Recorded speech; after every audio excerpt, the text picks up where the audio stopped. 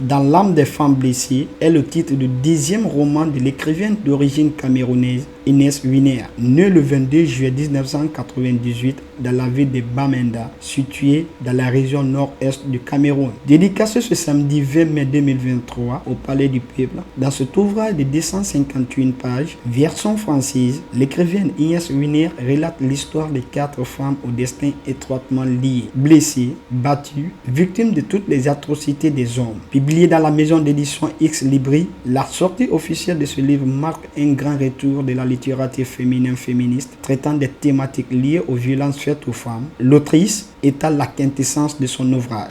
En effet, le livre dans son ensemble traite des questions de violence faites aux femmes. Il met l'accent sur les séquelles laissées par ces violences qu'elles ont subies.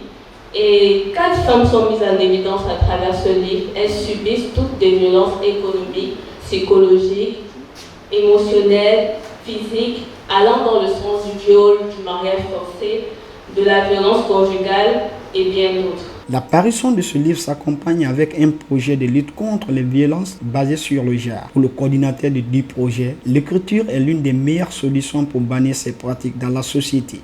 L'écriture est aussi une sorte de réparation, de solution à ce problème-là, parce que le livre d'Inès Winer ne pose pas seulement le problème, mais il apporte aussi des solutions. Par exemple, l'appui psychologique qui est très important dans l'assistance des personnes victimes de cas de VBG.